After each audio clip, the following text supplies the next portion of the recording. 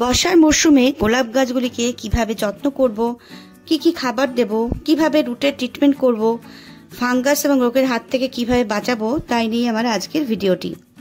Hello friends, welcome to Roy's gardening and kitchen blogs channel. তো গরমের প্রচণ্ড তাপ আর নেই, শুরু হয়ে গেছে বর্ষা।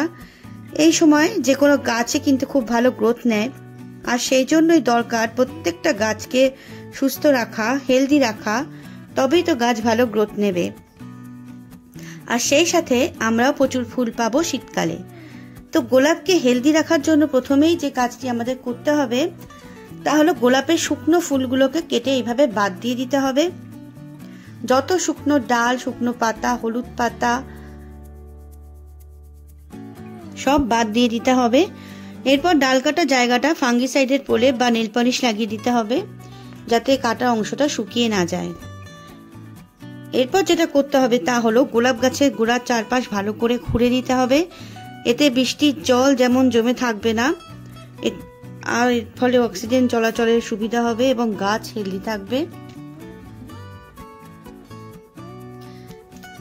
এই সময় জল কিন্তু খুব বুঝে বুঝে দিতে হবে, কারণ মাঝে মাঝে যেহেতু বৃষ্টি হচ্ছে গাছের গোড়া ভেজাই থাকে, ভিজে ভাব যেহেতু বজায় থাকে, তার জন্য যতক্ষণ না গাছের গোড়া শুকোচ্ছে ততক্ষণ পর্যন্ত কিন্তু জল দেওয়া যাবে না। আর যে কোনো ফার্টিলাইজার দেওয়ার আগেও দেখে নিতে হবে যেন গাছের গোড়াটা শুকনো থাকে। ভিজে অবস্থায় কিন্তু ফার্টিলাইজারও দেওয়া যাবে না, যে কোনো ফার্টিলাইজার। দেখুন আমার গাছটা কতটা হেলদি, পাতাগুলো দেখলেই বোঝা যাচ্ছে।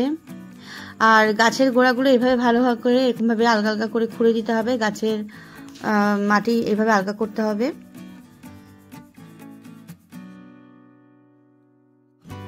এ সময় গাছের গ্রোথ যাতে ভালো হয় এবং গাছ যাতে প্রপার নিউট্রিশন পায় এবং রুট সিস্টেম যাতে স্ট্রং থাকে, সেজন্য দিতে হবে ডিএপি ফার্টিলাইজার। কিন্তু এই বর্ষার সময় ডিএপির দানা কিন্তু টবের চারপাশে ফেলে রাখলে হবে না, ভালো করে মাটি দিয়ে চাপা দিয়ে দিতে হবে। এতে বৃষ্টির জল যদি সাময়িক জমেও তাতেও অসুবিধে হবে না। সবসময় কিন্তু প্রত্যেকটা গাছের গোড়ায় যেন এইভাবে গাছের, বিশেষ করে গোলাপ গাছের গোড়া যেন এইভাবে মাটিগুলো আলগা করা থাকে।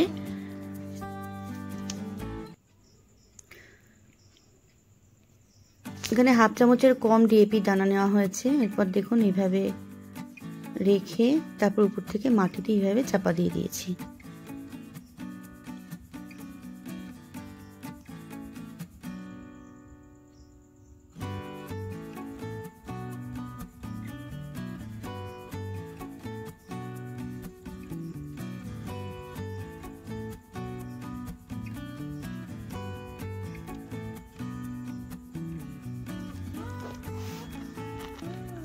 আর এই সময় বিভিন্ন রোগ পোকার হাত থেকে এবং রোগের হাত থেকে বাঁচাতে গোলাপ গাছগুলি গোড়ার চারপাশে ছড়িয়ে দিতে হবে নিম খোল ফার্টিলাইজার।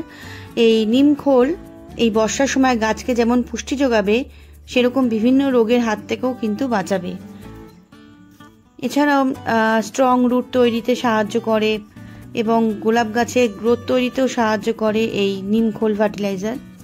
তো প্রয়োজন অনুযায়ী টব থেকে মানে টব পিছু প্রায় 2 থেকে 3 চামচ মতো এই নিম খোলের গুঁড়ো চারপাশে গোড়ায় ছড়িয়ে দিতে হবে 15 দিন বাদে বাদে। এ সময় পেস্টিসাইড হিসাবে নিম অয়েল ব্যবহার করতে পারেন। সপ্তাহে 1 দিন করে গোলাপ গাছের জন্য কাকা পেস্টিসাইডও ব্যবহার করতে পারেন। গোলাপ গাছের পক্ষে কাকা খুব ভালো পেস্টিসাইড, কারণ এটা গোলাপ গাছের উপর খুব ভালো কাজ করে। এটি একটি জৈব পেস্টিসাইড, তাই ক্ষতির সম্ভাবনাও খুব কম থাকে।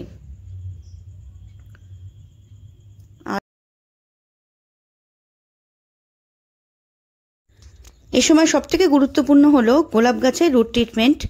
রুট ট্রিটমেন্ট ঠিকমতো করতে পারলে বর্ষাকালে গোলাপ গাছ নিয়ে আর কোনো চিন্তাই করতে হবে না। গোলাপ গাছ যেমন হেলদি হবে, সেরকমই গোলাপ গাছে ফাঙ্গাস লাগার ভয় থাকে না, রোগ পোকার আক্রমণও কমে যাবে। রুট ট্রিটমেন্টের জন্য নিয়ে নিয়েছি হিউমিক অ্যাসিড আর ফাঙ্গিসাইড। আমি এখানে সাব ফাঙ্গিসাইড ব্যবহার করেছি, আপনাদের কাছে যেটা আছে সেটা দিতে পারেন। তার সাথে ব্যাবিস্টিন যদি থাকে দিতে পারেন, কারণ ব্যাবিস্টিন রুট জন্য খুব ভালো কাজ করে। যাই হোক, হিউমিক অ্যাসিডের সাথে ফাঙ্গিসাইড মিক্স করে গাছের গোড়ায় দিতে হবে 15 দিন বাদে বাদে। হিউমিক অ্যাসিডের সঙ্গে ফাঙ্গিসাইড এভাবে ভালো করে নিয়ে মিক্স করে নিতে হবে এবং তারপর দিতে হবে গাছের গোড়ায়।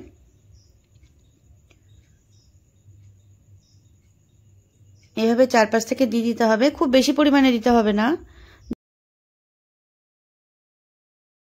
যতটুকু প্রয়োজন ততটুকুই দিতে হবে, যেন টপ থেকে বেরিয়ে না যায়। আর এভাবে মাসে 2 বার দিলেই যথেষ্ট।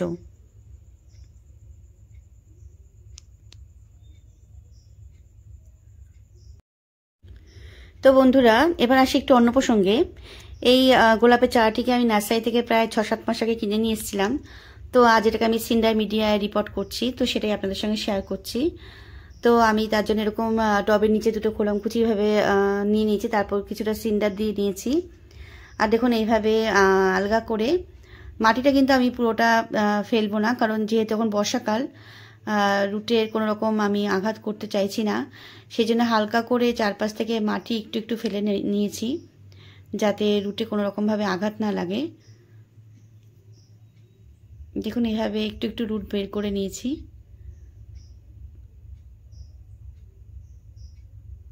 আর এই সময় সিন্ডার মিডিয়াতে বসালে পরে কিন্তু গ্রোথ খুব ভালো নেবে, যেহেতু বর্ষার জলটা এখন পুরোটাই পাবে। আর বর্ষার জলে তো জানেনই যে গাছের গ্রোথ খুবই ভালো হয়, তো সেই জন্য আমি এখন এই সময় রিপোর্টিংটা করে দিলাম। তো এতে আস্তে আস্তে কী খাবার দেবো, কীভাবে বড় করব, সেটা আমি পরে ভিডিওতে শেয়ার করব।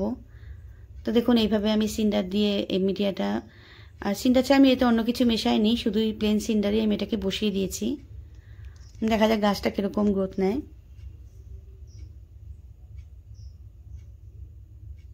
তো দেখুন এইভাবে আমি সিন্ডার দিয়ে পুরোটা ভরে দিয়েছি।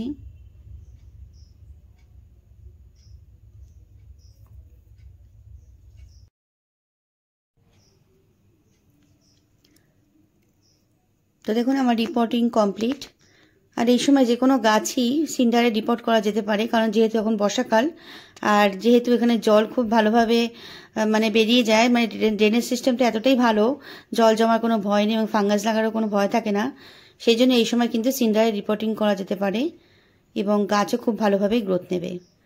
তো বন্ধুরা, আজ ভিডিওটি এই পর্যন্তই। ভিডিও যদি ভালো লেগে থাকে তবে অবশ্যই লাইক, শেয়ার এবং সাবস্ক্রাইব করবেন। ধন্যবাদ।